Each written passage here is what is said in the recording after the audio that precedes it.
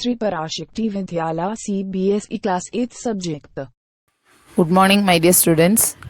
Last class we have finished friendly microorganism introduction. Now the continuation. Making of curd and bread. You have learned in class 7 that milk is turned into curd by bacteria. படிச்சிருப்பீங்க 7th. The curd contains several microorganisms. Of these, the bacterium Lactobacillus promotes the formation of curd. அதாவது பாலை தயிராக மாற்றுறதுக்கு லாக்டோபாசில்லஸ் அப்படிங்கிற ஒரு micro organism நமக்கு ஹெல்ப்ஃபுல்லாக இருக்குது. நம்ம பார்க்குறது ஃப்ரெண்ட்லி மைக்ரோ ஆர்கனிசம். இதனால் நமக்கு என்ன நன்மைகள்லாம் கிடைக்கும் அப்படிங்கிறத பார்த்துட்ருக்கோம். அதே மாதிரி இட்லி மாவு அரைச்சா புளிப்பு தன்மை எதுக்குன்னா ஃபார்மேஷன் ஆஃப் ஈஸ்ட், அந்த ஈஸ்ட் மூலமாக அந்த மைக்ரோ ஆர்கனிசம் மூலமாக மாறுது. அப்புறம் தோசை மாவு, இட்லி மாவெல்லாம் இது மூலமாக தான் நமக்கு கிடைக்கிது.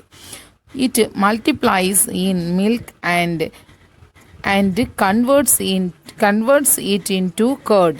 Bacteria are also involved in the making of cheese, pickles and many other food items. An important ingredient of rava, idli and paturas is curd. Can you guess why bacteria and yeast are also helpful for fermentation of rice, idlis and dosa butter? இதெல்லாம் நமக்கு எதால் helpful பண்ணுது? ஏன்னா micro organism, friendly micro ஆர்கனிசம்லாம் நமக்கு இந்த மாதிரி தயிர், அப்புறம் பாலை தயிராக மாற்றுறது, மாவு புளிக்கிறது, நம்ம தோசை இட்லி எல்லாம் சாப்பிட்றது எதனாலனா மைக்ரோ ஆர்கனிசம் மூலமாக தான் நம்ம சாப்பிட்றோம். மைக்ரோ ஆர்கனிசம் மூலமாக தான் நம்ம சாப்பிட்றோம். ஆக்டிவிட்டி 2.3.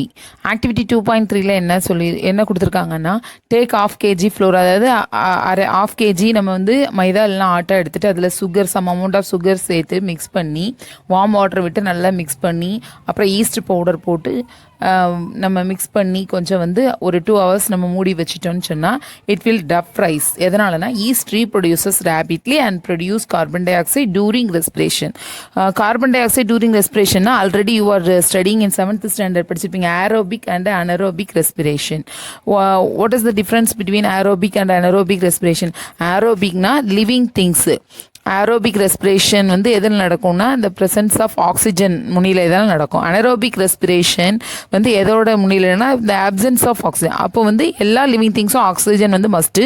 அப்போ அனரோபிக் எப்படி ஆக்சிஜன் இல்லாமல் இருக்குன்னு நீங்கள் யோசிக்கலாம். அது எதுனா எக்ஸாம்பிள் ஈஸ்ட் எப்போவுமே இந்த ஆப்சன்ஸ் ஆஃப் ஆக்சிஜனில் தான் அதுக்கு ரேபிட்லி க்ரோத் ஆகும். அதனால் எனது கார்பன் டை ஆக்சைடு டூரிங் ரெஸ்பிரேஷனில் இட் வில் டஃப் ரைஸ். அது என்ன டஃப் ரைஸ்னால் அந்த கேக்கெலாம் எப்படி இருக்கும், நல்லா பஃப்னு பெருசாக ஒரு மாதிரி பெருசாக அந்த சாஃப்ட், அதாவது என்ன சொல்லணும், டஃப் ரைஸ்னால் பஃப் மாதிரி இருக்கும். Take ½ kg flour, atta or maida, add some sugar and mix with warm water. Add a small amount of yeast powder and knead to make a soft dough. What do you observe after 2 hours? Did you find the dough rising? Yeast reproduces rapidly and produces carbon dioxide during respiration. Bubbles of the gas fill the dough and increases its volume. This is the basis of the use of yeast in the baking industry for making breads, pastries and cakes. Yeast reproduces rapidly and produces carbon dioxide during respiration. Bubbles of the gas fill the dough and increases its volume. This is the basis of the use of yeast in the baking industry for making breads, pastries and cakes. Next, commercial use of microorganisms. Commercial use of organisms என்ன சொல்லணும்னா preparation of alcohol and wine preparation, alcohol ப்ரிப்பரேஷனில் micro organism இருந்தால் மட்டும்தான் prepare பண்ண முடியும். Micro organisms are used for the large scale production of alcohol, wine and acetic acid. Acetic acid is nothing but it is vinegar. Yeast is used for commercial production of alcohol and wine. For this purpose yeast is grown on natural sugars present in grains like barley, wheat, rice, crushed fruit juice etcetera. இந்த மாதிரி வந்து commercial பர்பஸ்க்காக வந்து east வந்து நமக்கு பயன்படுது.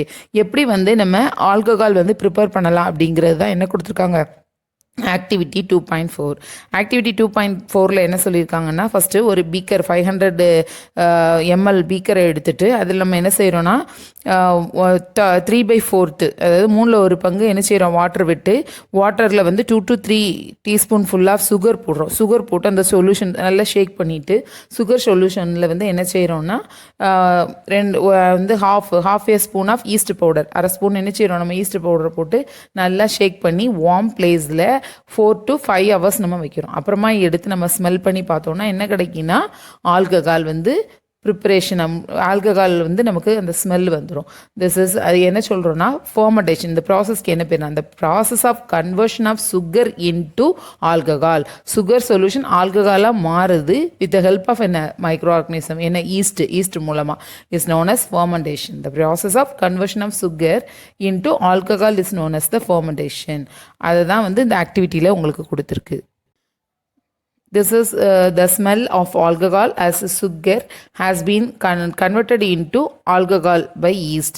This process of conversion of sugar into alcohol is known as fermentation. The first discovered the fermentation. Who is first discovered the fermentation? Louis Pasteur discovered fermentation in 1857. Louis Pasteur அப்படிங்கிறவர் என்ன செஞ்சிருக்காருன்னா வந்து ஃபர்மெண்டேஷனை கண்டுபிடிச்சிருக்காரு. Not only discovered the fermentation but also இன்னொன்று வந்து கண்டுபிடிச்சிருக்காரு. என்ன கண்டுபிடிச்சிருக்குன்னா வந்து வெறிநாய் கடிக்கு மருந்து கண்டுபிடிச்சிருக்காரு, இந்த வேக்சின் கண்டுபிடிச்சிருக்காரு வெறிநாய் கடிக்கு. அப்புறம் வந்து next medicinal use of micro organisms. Commercial அதாவது வந்து பேக்கரி, கர்டு, அப்புறம் இதெல்லாம் நம்ம பார்த்தோம். அதே மாதிரி கமர்ஷியல் பர்பஸ்க்கு பார்த்தோம். அதுக்கு அதே மாதிரி medicinal use of micro organism பயன்படுது. When you fall ill the doctor may give you some antibiotic tablets, capsules or injection such as of penicillin. The source of these medicines is microorganisms. நமக்கு முடியலன்னு சொல்லி நம்ம ஹாஸ்பிட்டல் போனோம்னா doctor ஊசி போடுவாங்க அல்லது tablet கொடுப்பாங்க. அது வந்து சில வந்து ஆன்டிபயோட்டிக் என்னன்னு சொன்னால் நமக்கு நோய் வந்து இந்த மைக்ரோனாலே நம்ம வந்து நோய்கள் வந்து வந்திருக்கும். அதுக்கு இந்த ஆன்டிபயோட்டிக் எது மூலமாக தயாரிக்காங்கன்னு சொன்னால் மைக்ரோ ஆர்கனிசம்ஸ் தான் வந்து நமக்கு பெனிஃபிஷியலாகவும் இருக்குது. அதே சமயம் இனி வந்து நெக்ஸ்ட்டு வரக்கூடியதில் வந்து அதாவது எனிமீஸை பற்றி பார்ப்போம். இதனால் நமக்கு என்ன பின் விளைவுகள்லாம் இருக்குது அப்படின்னு சொல்லி நம்ம பார்ப்போம். ஆனால் அதில் பார்க்கும்போது உங்களுக்கு தெரியும் என்னென்ன டிசீஸ்லாம் இது வந்து ஏற்படுத்துதுன்னு. இப்போ வந்து என்னென்னா பெனிஃபிஷியல் பார்த்துட்டு இருக்கிறதுனால நமக்கு வந்து ஆன்டிபயோட்டிக் தயாரிக்க இது வந்து யூஸ்ஃபுல்லாக இருக்குது. These medicines kill or stop the growth of disease causing micro organism. Note this, இதை வந்து பார்த்துக்கணும். Growth of disease causing micro ஆர்கனிசத்தை ஸ்டாப் பண்ணுது. Such medicines are called antibiotics. These days, a number of antibiotics are being produced from bacteria and fungi. Bacteria, fungi-ல தான் நிறைய antibiotics, tablets, capsule, injection-லாம் கண்டுபிடிக்கிறாங்க. The examples for streptomycin, tetracycline and erythromycin are of some of these commonly known as antibiotics, which are made from fungi and bacteria.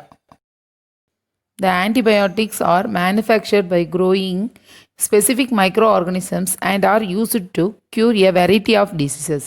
Antibiotics are even mixed with the feed of livestock and poultry to check microbial infections in animals. They are also used to control many plant diseases. It is important to remember that antibiotics should be taken only on the advice of a qualified doctor. நம்மலாம் இப்போ வந்து ஏதாவது நமக்கு ஒரு microbial டிசீஸோ ஏதோ ஒரு நோய் வந்திருக்குன்னு வச்சுக்கிடுவோம். இப்போ ஃபார் எக்ஸாம்பிள் மைக்ரோபியல் டிசீஸ் வந்து நமக்கு வந்திருக்குன்னு வச்சுக்கிடுவோம். அப்போது அது வந்து டாக்டர்கிட்ட போய் நம்ம காமிக்காமல் தனியாக ப்ரிஸ்கிரிப்ஷன் டாக்டர் எழுதி கொடுத்து சொன்னால் மட்டுமே வந்து நம்ம எடுத்துக்கணும். ஏன்னா நம்ம வந்து டேப்லெட் நம்மளாக வாங்கி போட்டோம்னா அது என்ன பண்ணுன்னா எல்லாரோட உடம்புல பாடியிலையும் வந்து சம் பெனிஃபிஷியல் பாக்டீரியா வந்து இருக்குது. அந்த பாக்டீரியா வந்து நமக்கு நன்மை தரக்கூடியது. எல்லாரோட பாடியிலையும் பாக்டீரியா இருக்குது. அப்போது நம்ம டிசீஸ் வந்தால் நம்மளே மாத்திரை சாப்பிட்டா அந்த பெனிஃபிஷியல் பாக்டீரியாவையும் வந்து ராங் டோசஸாக எடுத்து இதை வந்து கில் பண்ணிடும். அப்படி கில் பண்ணும்போது நமக்கு வந்து பெரிய வந்து ஆபத்து விளைவிக்கக்கூடிய டிசீஸ் அந்த மாதிரி வந்துடும். அதனால தான் only qualified advice of qualified doctor advice prescription படி தான் நம்ம டேப்லெட் எடுத்துக்கணும். ஆர் அதர்வைஸ் வந்து நம்ம வந்து ஓனாக எடுத்துக்கிட்டோன்னா இந்த மாதிரி ப்ராப்ளத்தை க்ரியேட் பண்ணிடும். Also, you must complete the course prescribed by the doctor. If you take antibiotics when not needed or in wrong doses, it may make the drug less effective when you might need it in future. Also, antibiotics taken unnecessarily may kill the beneficial bacteria in the body. Antibiotics இப்போ சொன்னேன்ல அதுதான். Antibiotics however are not effective against cold and flu as these are caused by viruses. Thank you students.